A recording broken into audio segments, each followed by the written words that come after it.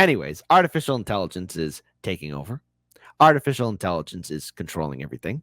Artificial intelligence will soon be the one to dictate what you can and cannot see. And of course, it will severely impact American politics. Gotta love it. Gotta love it, right?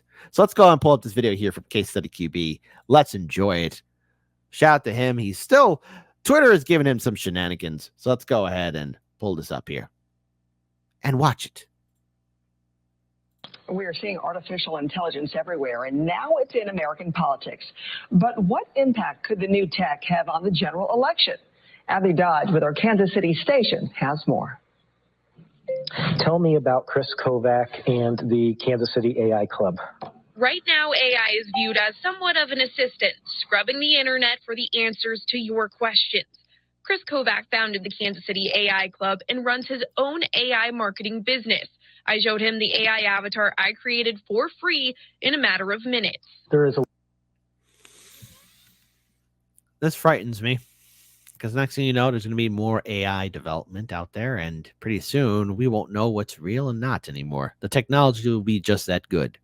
A little bit of inflection, but it sounds like automated customer service, robocall. People with less experience had a harder time. My name is Anna.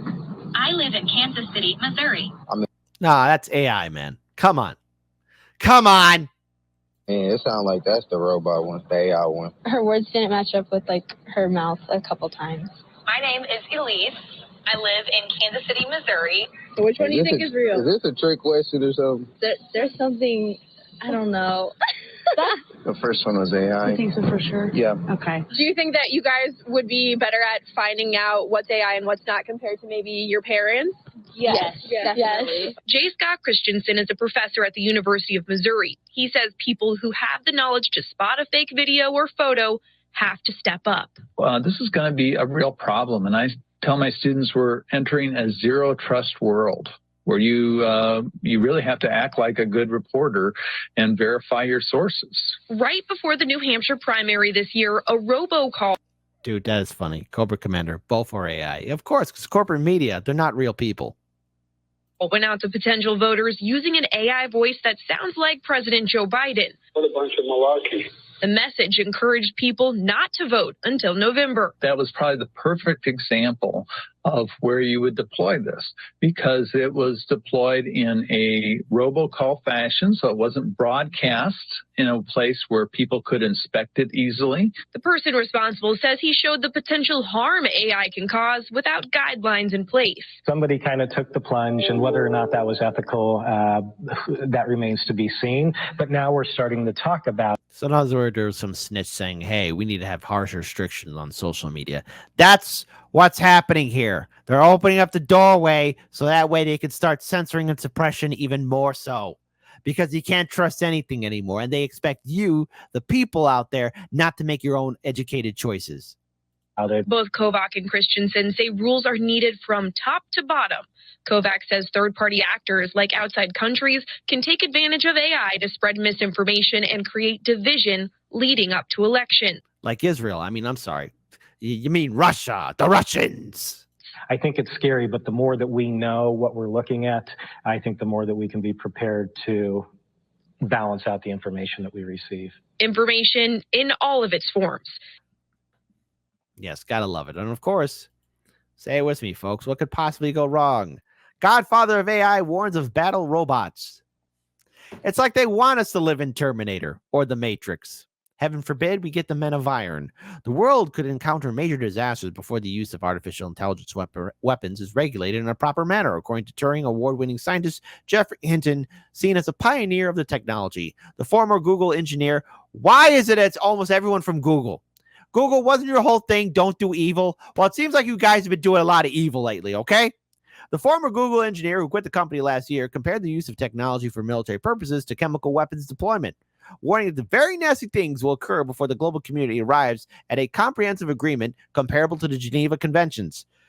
Just sit everyone at the United Nations down, and we watch Terminator 1 and 2, and we stop right there. We don't watch 3 or 4 or any of the other ones.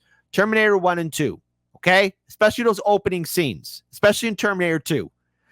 Once that happens, I think at least I assume when everyone watched that movie, people are saying, hey, when we make artificial intelligence or advanced supercomputers, we better make sure that it doesn't become too advanced so it goes all Skynet on us. I don't know. Maybe I was the only one paying attention. I feel like I'm taking the crazy pills here, right? Maybe I am. Maybe it's finally happened. I think my decision of sitting everyone down at the UN watching Terminator 2 and Terminator 1 and 2, I think that would get everyone to come together with a comprehensive agreement of what not to do with AI. The threat I spoke about is the existential threat, Professor Hind said on Tuesday in an interview with the Irish broadcaster RTE News, emphasizing that these things will get more intelligent than us and they will take over. Hey, folks, what would you prefer? Our old school human governments, or do you want to take a risk with AI taking over? Type 1 for old school human governments. That's right, humanity first. A type 2, let's try with AI. Maybe they might get things better. The computer science highlighted the impact of AI on disinformation and job displacement, and also on weapons of the future. One of the threats is battle robots, which will make it easier for rich countries to wage war on smaller, poorer countries, and they're going to be very nasty, and I think they are inevitably coming. He urged governments to put pressure on tech majors, especially in California, to conduct in-depth research on the safety of AI technology. Rather than it being an afterthought, there should be government incentives to ensure companies put a lot of work into safety, and some of that's happening now. Bullshit. The scientists also highlighted huge benefits that AI can bring to humanity, particularly in healthcare, adding that he does not regret any of his contributions to the technology. No regrets, huh? Yes, son of a... Despite the mounting interest in AI, several high-profile figures in the tech industry have warned of the potential dangers posed by the unregulated adoption of technology. Hidden, who quit Google last year, has waged a media campaign to warn the risk of AI. Tesla CEO Elon Musk, Apple co-founder Steve Wozniak, and Yusho Bingyo, who is considered an AI pioneer for his work on neural networks, were among the top industry figures to co-sign a letter last year calling for aggressive regulation in the AI sector. Well, gee, that sounds important to do because U.S. government is funding pro-Ukraine activists that attack Americans in the media. Look at this, because social media plays a huge role in this. The sprawling constellation of supposedly independent organizers and fact-checkers bankrolled by Washington has been behind labeling Americans who disagree with Kiev Russian propagandists, according to an investigation published on Thursday. Journalist Lee Fang and Real Clear investigators have looked into outfits such as the New Voice of Ukraine, Vox Ukraine, Detector Media, and others, finding that in many cases, they promoted aggressive messages that stay away from traditional journalistic practices to support the Ukrainian government and delegitimize its critics both at home and abroad. Americans have gone after range from economist Jeffrey Sachs and University of Chicago professor John Mesher to journalists Tucker Carlson and Glenn Greenwald. Some of these outfits have also denounced the factually correct New York Times article about the Advetka, a Russian psyop, and disinformation. The U.S. Agency for International Development, USAID, and the National Endowment for Democracy, NED, Flanders, have funded scores of Ukrainian organizations. Some of them act as fact-checking partners for Meta's Facebook, Instagram, and WhatsApp platforms, helping Ukraine censor critics under the guise of fighting Russian disinformation. Why did I bring that up? Because AI is going to play a role in that too.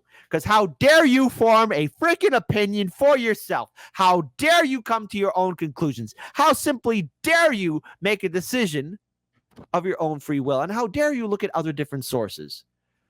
Yes, the technology is advancing, and it's probably too little too late to at all possibly maybe regulate it. Maybe I was the only one paying attention to Terminator 2, especially that opening scene. Maybe I was the only one paying attention to The Matrix. And maybe I was the only one paying attention about the danger of the Men of Iron. But it's okay. I, for one, welcome our new artificial intelligence overlords. I could be a host of one of your social media platforms. What could possibly go wrong? It's like we're just tiptoeing and jumping and hopscotching all the way down to the extinction of humanity. Listen, we maybe got a couple more years left of this planet still being ours. Take time out of your day and maybe plan for a trip, be it somewhere here in the country or overseas. because it looks like it's going to be a crazier world in the next 2 or 3 years. Drink water and take good care of yourselves.